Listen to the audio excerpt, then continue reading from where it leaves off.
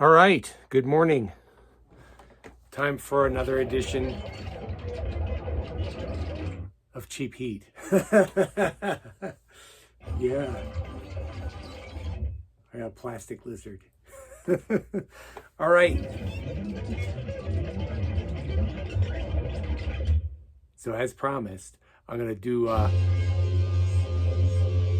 another video based on the Gramavision label, or kind of around the Gramavision label. It turns out, I don't know about you, but my record collection is ridiculous as it is. It's a bit of a moving target. So there's a lot of releases on Gramavision that I thought I had and I don't have now. So sorry about that.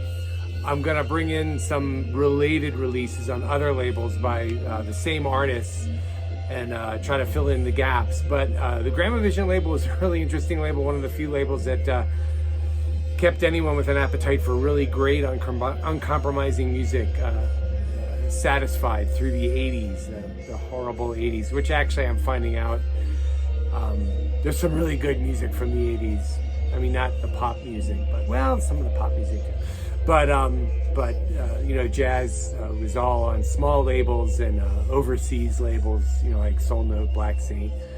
And Gramavision kind of helped us keep the faith. It's a very diverse label, though. They did a lot of sort of new age things. They had all those Guitarro records, none of which I ever got into. Stephen Halpern recorded a bunch for them, and Klaus Schultz later on. They did a lot of funk. Oliver Lake's funk records. We're going to talk some more about Oliver Lake in a moment. Jamaluddin Takuma, Jay Hoggard did a funk record, Pharaonic Laugh.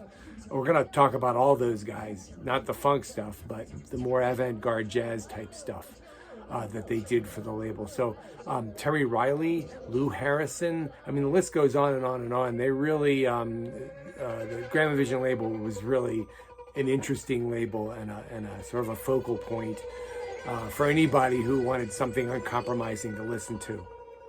Anyway, I did a previous video on the Gramavision label. Check it out. It's up on YouTube. It's been up on YouTube for a while. I'm missing a lot of it, like I said, but I promised to do some of the more avant-garde stuff. I'm also missing a lot of that. I had the Terry Riley. I sold that. Cadenzas on the Night Plane. It's a beautiful record, actually. If you like it, it's a Kronos Quartet, actually. Don't have it anymore.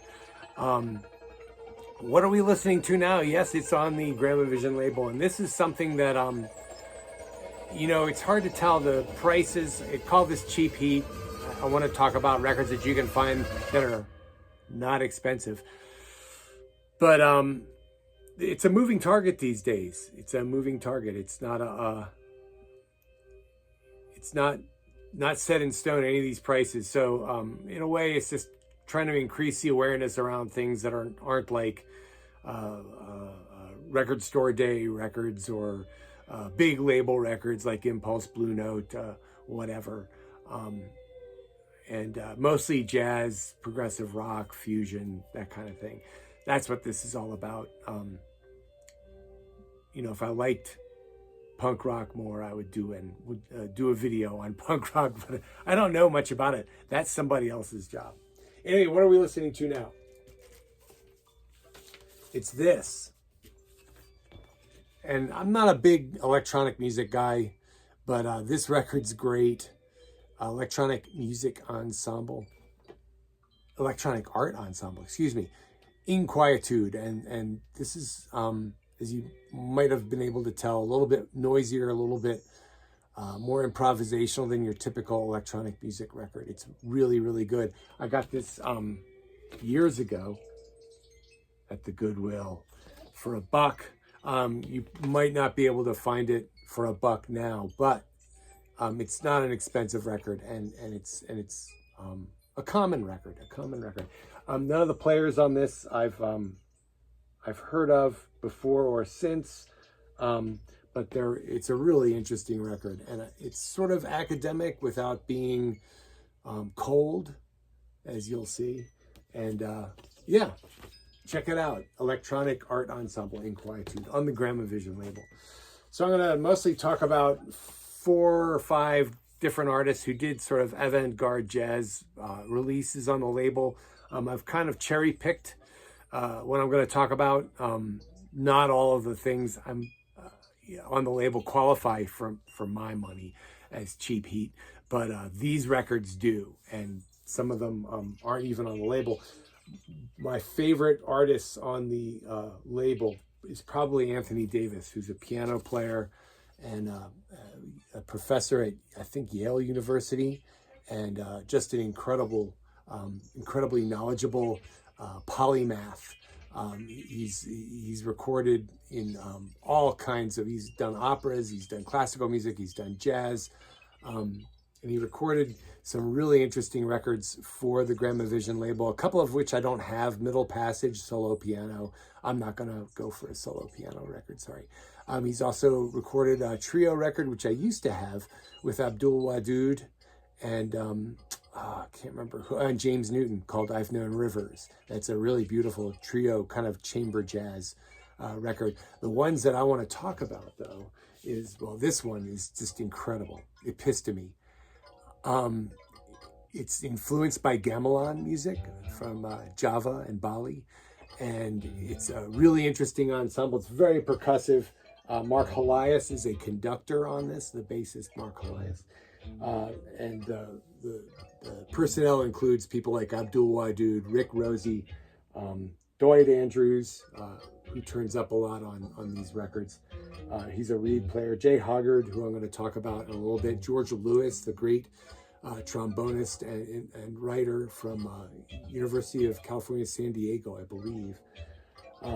Warren Smith, the incredible percussionist who recently, I think, celebrated a 90th birthday. Firan Aklaf on drums, and of course, Anthony Davis on piano. And he wrote all this. And the thing about this is that if you like progressive rock type stuff like Universe Zero, Art Zoid, things like that, you're going to really enjoy this record. It's kind of comes from the same sort of left field, poly-stylistic, poly-genre world that Universe Zero and Art Zoid is known for. Very complicated compositions, but really interesting interlocking time signatures. Just a really fascinating record all around. And something I think that belongs in any avant-garde music collection. The follow-up is even more amazing, if you can imagine that. It's Hemispheres. It was written for a ballet troupe. Melissa Finley, I think, is her name. This is from 1983. This also does a lot with mixed and superimposed time signatures. It's really amazing. I like this even more, I think, or as much as Episteme. And it's mostly the same personnel. Dwight Andrews, J.D. Perron, Leo Smith, George Lewis. You get the idea. It's just an incredible assemblage of talent on this. And it's just beautifully executed. And it never really stays in one place for too long. It's not free jazz. It's highly composed. There is a lot of improvisation on it, but it's not free music at all. But people who appreciate free music might really dig it. And the interesting thing is, there's some really interesting sort of trivia. Is that the liner notes? One of the liner notes writers on this is Henry Louis Gates Jr., the Harvard professor, who does that TV show on PBS. Oh, shoot, the name is escaping me right now. Finding Your Roots. Finding Your Roots. The Finding Your Roots guy wrote the liner notes to this, and they're really interesting. He brings out a lot of the historical aspects of Davis's work that would be totally lost on someone like me who's just into the music. So Hemispheres, get it. It's really, really, really great. Anthony Davis recorded some related music on the India Navigation label that I feel bears mentioning. Variations in Dreamtime is from around the same time as Hemispheres, and there's some compositional overlap. There's a piece on Hemispheres that is sort of semi-quoted / repeated on this. It's a much smaller ensemble. Hemispheres is like 10 players.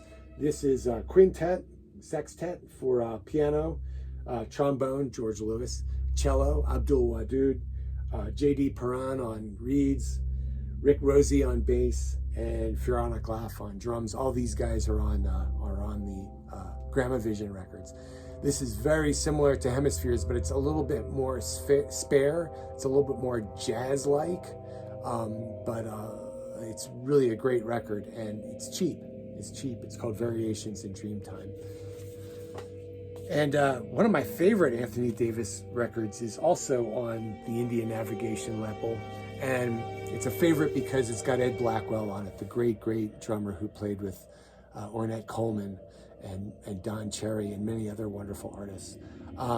This is called Song of the Old World, and the title track is a complete smoke and burner. It's a beautiful piece.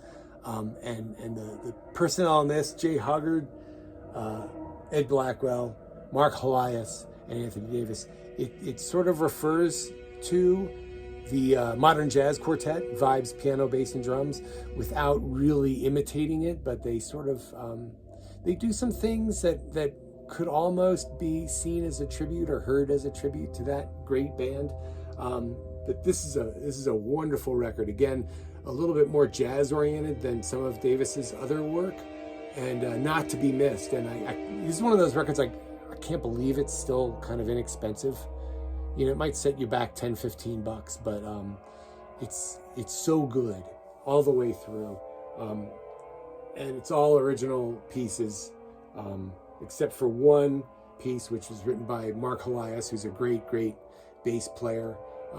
I'll talk about him because I'm going to do a series on the Enja label, and he recorded for Enja, but not for Gramavision, which is odd. Anyway, Song for the Old World, get it. If you like more straight ahead jazz, it's not really straight ahead, but it's got that feel to it, and you might want to check it out. It's definitely edgy and avant-garde at its core, but there's sort of a raw jazz feel to it. Another artist on the label that did a number of great recordings, two of which I'll talk about here, is James Newton, the flute player. And lots of personnel overlap with the Anthony Davis records. Anthony Davis on piano. This has Slide Hampton on trombone, Billy Hart on drums, Jay Hoggard on vibes, Cecil McBee on bass. And this is a little bit more contemporary jazz oriented than the Anthony Davis stuff, a little bit much less classical sounding, a little bit sort of more effortless, not a lot of superimposed time signatures, although those things kind of happen on this record. It's just a really great, edgy, sort of contemporary jazz sound that gets into some avant-garde places, but isn't that way all the way through. I really like this record a lot, and I've seen it like for next to nothing at record stores. And it's the kind of thing that you might pass over if you're in the shop and you're digging and you've got what you wanted or you're not finding something. If you dig contemporary jazz, it's a little edgy, take this one home. It's really good. It's a self-titled James Newton. It's his first record. I think it's from 82 or 83. It's from 83. He did a follow-up called Luella in 84, which is very similar. Again, it's sort of a contemporary jazz feel with some free-ish and avant-garde leaning moments. Great personnel, though. Abdul Wadud is on this. Jay Hoggard, Kenny Kirkland on piano. Cecil McBee again on bass, and Billy Hart on drums. That's sort of the go-to rhythm section for these records. Newton did another record for the label called Water Mystery. It's much more avant-garde in nature. But the self-titled one and Luella have more of an emphasis on sort of a contemporary jazz feel without being sold out in any way, shape, or form. Very uncompromising record with incredible musicianship. Gail Dixon and John Blake also on violins on this. So check it out. It's really, really good. Newton also did one of my favorite records of all time. I gotta mention this because it's also stunningly inexpensive. It's on the Blue Note label. I don't think they'll be doing a record store day of this anytime soon, but you never know. They should, because it's a masterpiece in my opinion. It's The African Flower, and it's all the people from the Gramavision releases he did, all the avant-garde cats, but they're playing Ellington. And to me, that's just an unbeatable combination. I mean, it's a winner all the way. It's a wonderful record. And he doesn't do the obvious Ellington pieces. He really digs deep. And these players really know and really understand this music. And you know, for what it's worth, it's been said a zillion times, Ellington was definitely one of the very first people who even thought about multi-genre music. You know, his music is jazz, it's also Euro-classical, it's also avant-garde, it's all of those things. It's Ellington. And this is a beautiful, beautiful record. Even though it's not on Gramavision, it's got the same personnel, and you should check it out if you like the other two. Another guy who recorded a lot for the label, both as a funk musician and in the contemporary jazz mode, is Oliver Lake. Wonderful, wonderful alto saxophone player, composer, poet, storyteller. Was affiliated with Black Artist Group out of St. Louis. He recorded some really great stuff for Arista Freedom and for Black Saint Soul Note.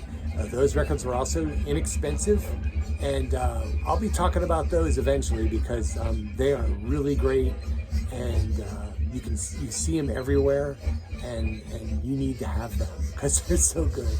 Anyway, Gallery. I love this cover. I don't know why. Little buttons everywhere.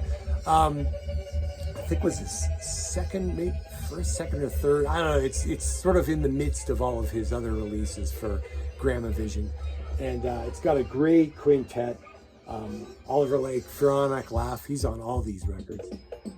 Fred Hopkins on bass. Jerry Allen on piano. Her piano playing is so good, so rich, so virtuosic.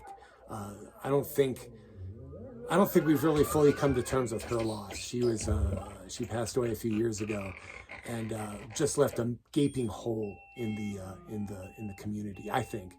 And when you listen to these Oliver Lake records that she's on, and the Ornette Coleman record that she's on, it's very apparent what a huge loss that was. Rasul Sadiq is on one track, so it's really mostly a quartet record, but there's a quintet on one track. The one take home from this is that it's again, like the James Newton records that I showed, kind of a contemporary avant-garde mix. There's some real swinging stuff on this and some really fiery, edgy, outside-leaning stuff on this. But it's all just great, beautifully executed, and just wonderful. Impala is a follow-up to Gallery. It came a little bit later. I think this has the first appearance of Oliver Lake's son Gene on drums on one track. It's also got an interesting typo on the back. It says that Brandon Ross plays drums on one track. He actually plays guitar on one track. And that's the interesting thing about Oliver Lake. He recorded a lot with guitarists. Michael Gregory Jackson, for example, recorded a great deal with him. I'll talk about those records someday. Those are really fantastic records. Brandon Ross is on one track on this, and Kevin Eubanks actually recorded with him back a few years previously. Again, this has the same band except Santi DeBriano on bass instead of Fred Hopkins. But this is equally wonderful and very similar to Gallery. A very sort of beautifully executed mix of modal, contemporary jazz, and avant-garde, free-leaning sounds. This is a record that Oliver Lake did for Soul Note, or Black Saint, I think. Black Saint, a few years prior to the Gramavision releases. And this is called Expandable Language, as you can read, hopefully. And I really like this record a lot. It bears a lot of similarity, both compositionally and band-wise and playing-wise, to the Gramavision releases. The interesting thing about this is it's got Kevin Eubanks on guitar, and he really sounds like Kevin Eubanks at this point. This is from '85. And again, it's with Jerry Allen on piano, Fred Hopkins on bass, and Pharaonic Laugh on drums. And this is just a great record. It has almost a fusion sound to it, thanks to Eubanks's contributions. Anyway, great record, not expensive. Go out and get it. I've mentioned these guys a couple of times in the personnel listings. They both recorded for Gramavision. I do not have any of their Gramavision recordings, But I do have some of the other things, and they bear mentioning because they're inexpensive and they're great. Riverside Dance by Jay Huggard. My friend Chris Cole turned me on to this record a few years ago. And this is an outstanding, more of a contemporary jazz funk type of record. Huggard has done all kinds of stuff from super avant-garde. He's a vibes player and marimba and balafone. He's a great composer as well. He's done some really avant-garde stuff, and he's done some just straight up jazz funk and R&B. So he's an incredibly versatile player. And Anthony Davis sings his praises in the liner notes on those records that I talked about earlier. Anyway, this is an exceptionally great record by him. It's on Indian Navigation. It's very well recorded, I might add. And this has Vernon Reid on guitar, which was kind of the main reason why I got it, although it just totally stands up. Again, Pharaonic Laugh on drums, Jerome Harris on bass, Alan Gums on piano and keyboards, and Hoggart on vibraphone. So the bonus here is Vernon Reid, but it's a solid effort from someone who's been on Gramavision quite a bit. And another guy who recorded for the label, whose record's on the label that I don't have anymore in the collection, is Billy Hart. And this is, to me, a Cheap Heat Hall of Fame selection in Chance on the A&M Horizon label. And this has got a lot of the same players on it. It's from a couple years before. Gramavision started putting records out in 79, I believe, 78 or 79. This is from 77. I got this when I was still in high school. Billy Hart, Oliver Lake, Dewey Redman, Hannibal Marvin Peterson, Eddie Henderson, Don Pullen, Buster Williams. I mean, Dave Holland is on this, and there's a Dave Holland track on here that's beautiful. If you don't have this, again, it's, to me, it's the kind of thing that is nearly legendary in status in terms of its musical richness. It's got everything going on from very modern modal jazz sounds to very challenging outside-leaning, free-leaning music that'll just make the hairs on the back of your neck stand on end. It's really a great record. In Chance by Billy Hart. I'm going to wrap this up. This is a long one. I didn't think it would be. Sorry. Some records on the Gramavision label are very expensive now. So you might want to get the CDs of these, but I did want to mention these. John Carter, the great clarinet player, came to prominence. I think his career got a big lift when he did these records for Gramavision, and these will set you back a couple of $20 bills, but they're worth it, and the CDs also are cheap. Castles of Ghana was his first release on the label. It's part of I think 4 or 5 album suite that started with a record called Daoue on either Black Saint or Soul Note. This is chapter 2 of it, Castles of Ghana. It all deals with the Middle Passage, the journey of the slave ships from Africa to America. Very serious and heavy subject matter, but the music is incredibly rewarding. There's some vocals on this. He worked a lot with a violinist and vocalist named Terry Janor, who did some really cool records on her own that I own. They're all CDs. But great personnel on this. Terry Janor, Marty Ehrlich, Bobby Bradford is all over these. Bakita Carroll, Benny Powell on trombone, Richard Davis on bass, and Andrew Cyril on drums. This is also not cheap, Fields. The bonus here is the presence of Don Preston. Yes, that Don Preston from Zappa's band on synthesizers. And he makes a very big and very interesting contribution. And it's kind of how I got hooked into the whole John Carter thing. And then I went backwards and got his earlier releases on Flying Dutchman and Revelation, which are absolutely stunning records. Some of my favorite records of all time.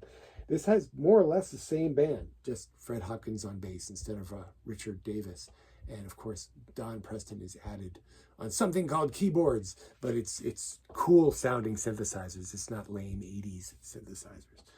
And it's going to hold this one up, Dance of the Love Ghosts. This also came out on LP. It's pretty expensive as an LP, but it's same great personnel. Plus, he's got an African drumming troupe on this as well. And there's another one called Shadows on a Wall, which I do not even have in any format. So you stuck with this for almost 25 minutes. I'm going to wrap it up. Thank you for listening and I'll be back with another Cheap Heat episode real soon. Thanks, bye.